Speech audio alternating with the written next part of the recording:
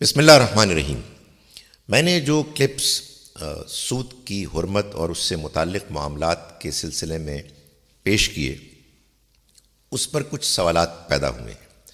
میں اب کوشش کروں گا کہ ان میں سے بعض کے جوابات دوں، اور آپ لوگوں سے میں کو انکریج کرتا ہوں کہ اور بھی سوالات اگر آپ کے ذہن میں آتے ہیں تو آپ پوچھیے۔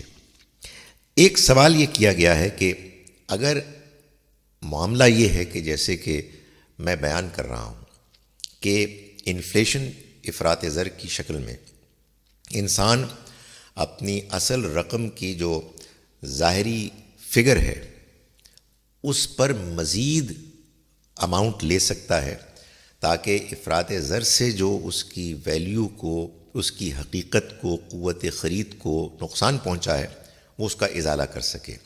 سوال یہ پیدا ہوتا ہے کہ یہ کیسے کیا جائے؟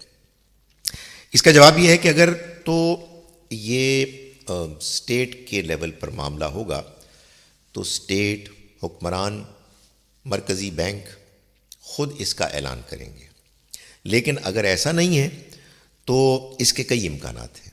مثال کے طور پر ایک سادہ چیز یہ ہے کہ انفلیشن کو جاننے کے لیے افراط زر کو کنزیومر پرائس انڈیکس CPI کے پرسنٹیج ہے کہ جو ہر سال بیان ہوتی ہے۔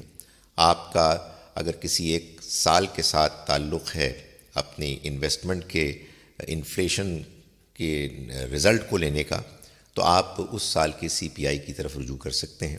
لیکن اگر آپ کسی سے براہ راست قرض کا معاملہ کر رہے ہیں تو آپ کوئی اور طریقہ بھی اختیار کر سکتے ہیں۔ آپس میں باہمی رضامندی سے سونے کی جو قیمت ہے اس پر بھی اس کو ٹائی کر سکتے ہیں، انڈیکس کر سکتے ہیں۔ بعض لوگ ڈالر کے ساتھ اس کو ریلیٹ کر سکتے ہیں۔ کوئی جائز طریقہ، کوئی ریلائبل طریقہ جس میں دونوں فریق راضی بھی ہوں اور ان کے نقصان کا بھی کوئی خدشہ نہ ہو، اس کو اگر اختیار کریں گے تو ظاہر ہے کہ یہ ایک کوشش ہوگی دیانتدارانہ کہ دونوں میں سے کسی کو نقصان نہ ہو۔ ایگزیکٹ، بالکل پوری طرح سے پرفیکٹ انفلیشن کے نتیجے میں قوت خرید میں فرق یا کمی کیا ہے، یہ ظاہر ہے نہ جانا جا سکتا ہے، اور نہ اللہ تعالیٰ کا کوئی مطالبہ ایسا ہے کہ ہم سے وہ یہ چاہے کہ ہم وہ کام کریں کہ جو ناممکن ہے۔ دوسرا سوال یہ ہے کہ گاڑیوں کے بارے میں یہ بتایا گیا کہ کارز، گھر یا اس نوعیت کے جو اثاثے پروڈکٹس ہیں، ایسٹس ہیں، جو کنزیوم نہیں ہوتے، جو ختم نہیں ہوتے، ان پر اگر کوئی استعمال کے نتیجے میں رقم وصول کی جاتی ہے تو وہ سود نہیں ہے بلکہ وہ کرایہ ہے، اور کرایہ جائز ہے۔ یہ کیسے ہے؟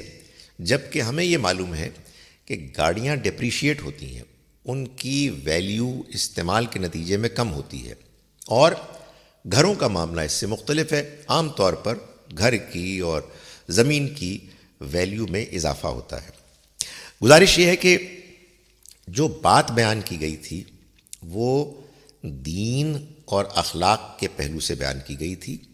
ظاہر ہے کہ معیشت اور کاروبار کے نقطہ نظر سے کچھ چیزیں ایسی ہیں کہ جس میں انسان کو بات ذرا نسبتاً مختلف نظر آتی ہے۔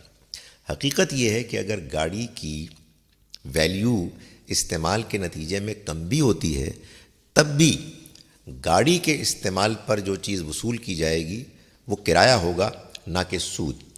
اس لیے کہ گاڑی اگر خدا نخواستہ نقصان سے دوچار ہو جائے، اس کا ایکسیڈنٹ ہو جائے یا وہ کھو جائے، تو جو گاڑی کا مالک ہے وہ ذمہ دار ہے، نہ کہ استعمال کرنے والا، یا اس کو ذمہ دار ہونا چاہیے۔